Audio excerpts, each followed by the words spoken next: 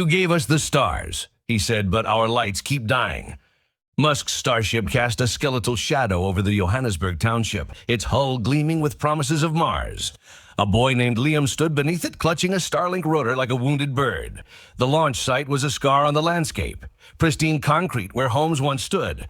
Elon had chosen South Africa for its clear skies, ignoring the protests of families relocated to tin shacks. Now, Liam's router blinked red, its signal choked by the dust of demolition. It's temporary, an engineer assured Elon. Once we launch, the interference stops. Elon said nothing.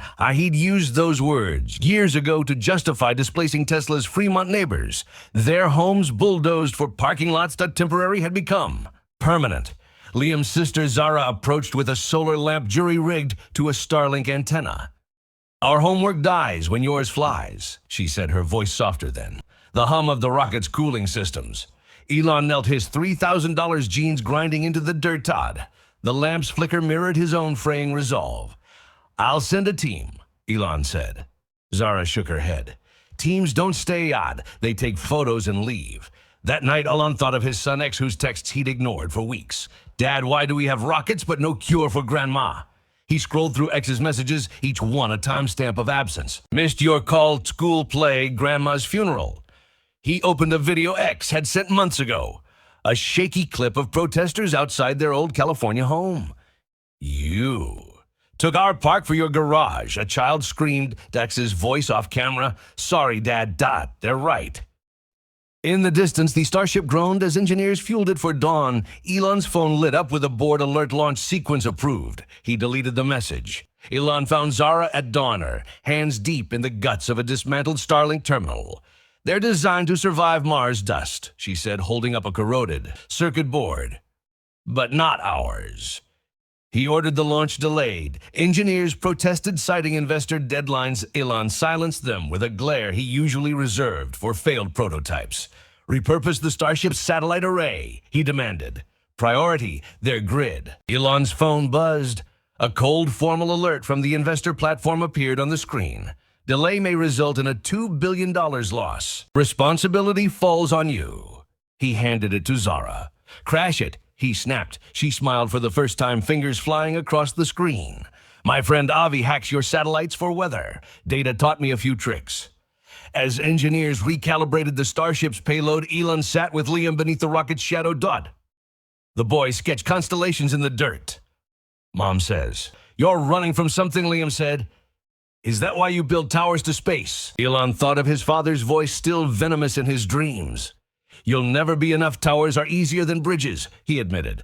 Avi arrived at dusk, his wheelchair powered by Tesla batteries salvaged from a scrapped Cybertruck.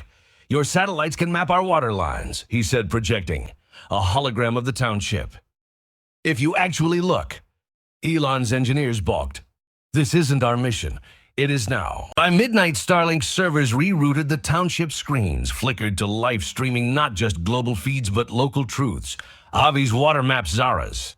Medical alerts. X called as the first signal surged through. Static crackled, then cleared. Dad. Elon's throat closed. He hadn't heard his son's voice in months. I saw the news, X said. You stayed.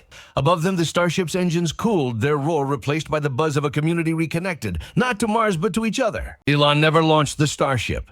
Engineers quit. Shareholders sued.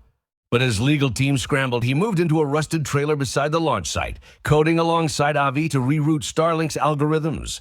The rocket's hull, stripped of its chrome vanity, became a lattice of solar panels that snaked across the township's tin roofs. At night, Elon traced the constellations Avi had mapped, not for navigation, but to pinpoint broken water pipes and clinics in need. One evening, Zara found him debugging a signal glitch. Your son's calling, she said, thrusting a tablet into his hands. His face filled the screen, his backdrop a dorm wallpapered with protest flyers and schematics. Switched my major, he said. Renewable systems. Figured someone's got to clean up your messes. Elon's laugh cracked like old concrete. You're using my old blueprints. Correction, improving them. By dawn, the township's children had gathered. Liam clutched a shoebox-sized satellite welded from Starlink scraps, its shell etched with their names. We're calling it X, Zara said. Elon hesitated, then input the launch codes himself.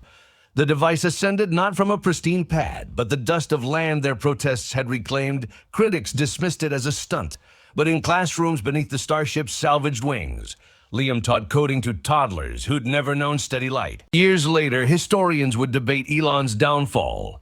But Avi, now engineering solar grids across the continent, kept a photo in his workshop. Elon crouched beside Zara, both squinting at a hologram of Earth, its fractures glowing like veins of gold. "You could have been the first on Mars," Avi had once teased. Elon, his hands stained with solder and soil, had shrugged. First is just another word for alone. In Johannesburg, where streetlights hummed with the starship's bones and clinics ran on hijacked satellites, they told a simpler truth. He didn't fall from grace. He finally learned to stand in the dirt. If you liked it, stay tuned for more stories, and don't forget to subscribe so you never miss an update. I'd love to know where you're watching from. Drop your location in the comments. For more stories, click on the video on your screen right now.